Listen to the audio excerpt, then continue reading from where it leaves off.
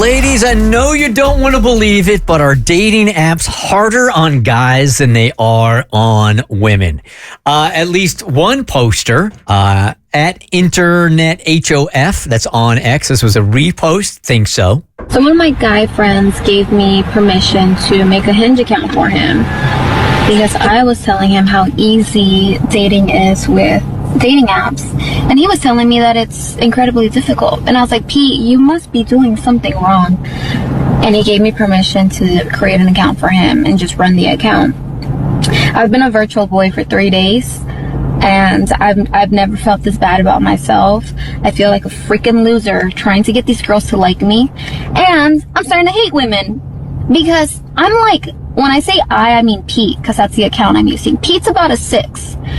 But I'm so desperate, I'm liking the 2s and the 3s, and even they won't like me back. So what level of delusion has entered women's heads? Like, what is going on? It is so difficult dating as a boy. I hate it. I'm on day 3 of being a boy, and I hate women, and I'm more depressed than ever. So Abby initially heard this and was like, wow, it's just as hard for women. Well, I also just felt like her take was so me. Like, if you saw the video, it's a conventionally attractive woman being like, these girls don't like me. Oh, I've never felt so bad about myself. I'm like, how do you think Pete feels? Pete has to live in that body. Like, you get to go off into the real world and be a 10. And I thought it was a little whiny, and I just think dating apps screw over everybody. And I know women and men can, admittedly, I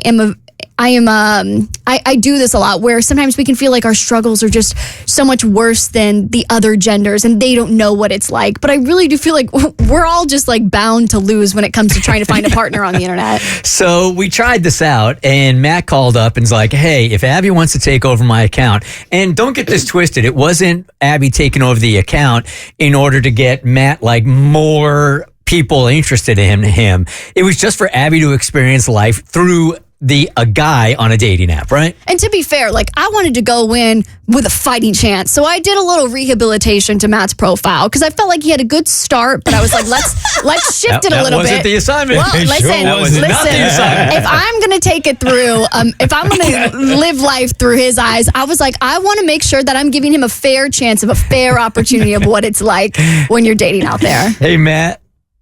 Hey, how are y'all? Good, man. Okay, so first of all, I didn't know we were going to lead with this, but when Abby refurbished your profile, were you happy with what she did? Yeah, I'm sure. I mean, like last time I had talked to y'all, there wasn't any likes coming or anything like that, or it was far and few. And so, I was more than open to any suggestions, I guess. Explain the frustration you've been feeling on dating apps. And because I don't know it's any different than men as it is women, but for you, it's really been tough. Yeah, I mean, I think it's more so far and few. And a lot of times it's just a lot of chatting, not so much, meeting up with the other person. So almost like applying for a job and never getting an interview kind of thing. So I think... and also, too, I think you match with some people and then you never get any kind of response or anything like that. You kind of ghosted. So, yeah. And again, too, it's one of those things where it can knock your confidence over a duration of time where you're just consistently not getting the likes or just never meeting up with people or anything like that. What is the overall, and I'm asking both of you guys this, like, at what point do you start to just get burned out on it? Is it the 30-day mark when you're on a dating app? Is it 60 days? Is it a year? Bert, I've been on the apps for a decade. Right. So if there is a burnout point, I don't think I've gotten there yet. Yeah, we've watched you get there. Well, yeah, it happens sporadically, and then the nights just get lonely. And the sheets are cold, and then you look over and you're surrounded by cat number 1 and cat number 2, and you're like, something's got to change. Matt, for you, how long have you been on there? Goodness, I would say the same thing. I mean, you definitely have your times where you get away from it, I think, and try to, for me personally, just kind of focus on myself, really just better myself as a person. But then, you kind of always find your way back and either re-download the apps or get back into it. So there's always hope. It's one or two suckers that it actually works out for that keep that hope alive, dang it. I know you go to a wedding and they're like, hashtag met on Bumble, and you're like, what Bumble are they using? Where's their algorithm? All right, so what did you find when you took over Matt's dating profile and started trying to link up with women? Yeah, so I ended up getting on both Matt's Bumble and his Hinge, because those are the two that I have personal experience from my own account. So I thought this will be the most fair comparison. So I logged into his Bumble and I logged into his Hinge. And because I'm a little competitive, like I wanted to come in swinging and I wanted to give a fighting chance to get as many matches as possible, because my pride is on the line here. So I switched out a couple of photos, nothing crazy, just put in a couple of more like real life pics as opposed to like a selfie or two.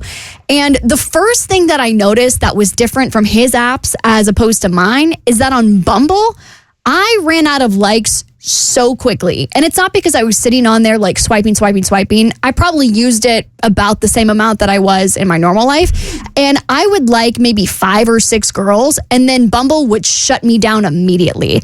So typically for Bumble, like you can like someone here and there, and I probably would get 25 swipe rights on Bumble to where I could actually swipe right on someone. Not necessarily a match. I just had the opportunity to send them a like. Whereas on his Bumble, it was like 5 likes, and Bumble was like, that's enough. Don't get greedy. Be more selective. And I'm like, I only liked 5 girls. Chill out, Bumble. Do they have parameters on there for dudes? So I don't know if that's a difference between men and women, but like I felt like I had less opportunity, currency. Like I like Bumble as a woman, like I felt like I had more opportunities to swipe right. Whereas as a guy, I'd be on there for like 30 seconds and they'd be like, okay, bye-bye. Really? That's Yeah. interesting. So I spent most of my time on Hinge because Hinge also has parameters, but it definitely felt more comparable to mine.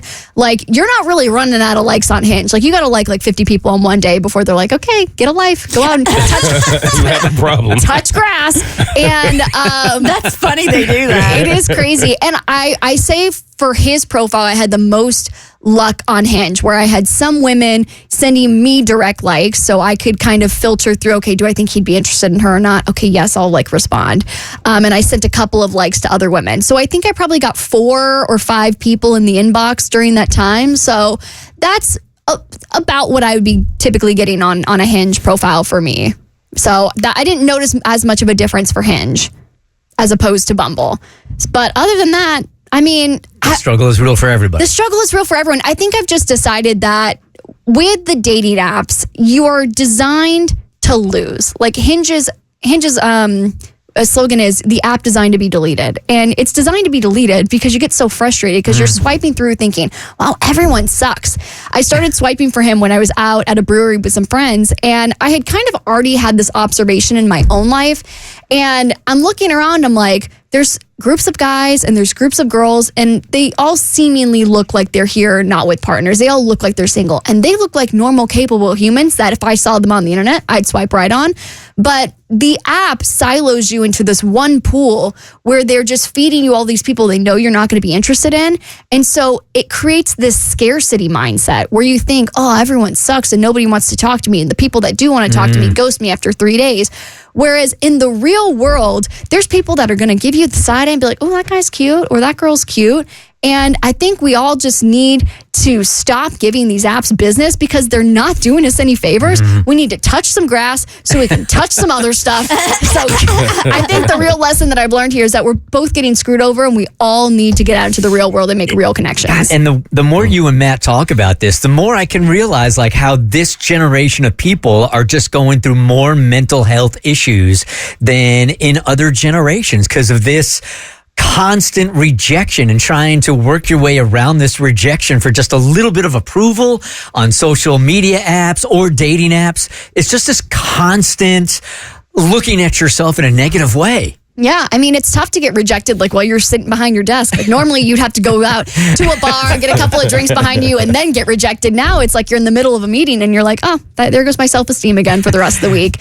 So yeah, the apps need to be deleted. They're designed to be deleted because they suck. And I know if you've had luck on the apps, congratulations. You got the last helicopter out of Nam. Where the rest of us are here on the island of misfit toys, just trying to get laid before they turn 30.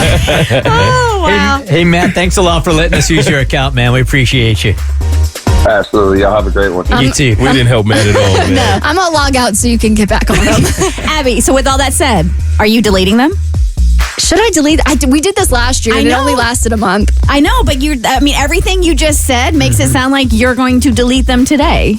Yeah, I'll delete. No. The Bert Show.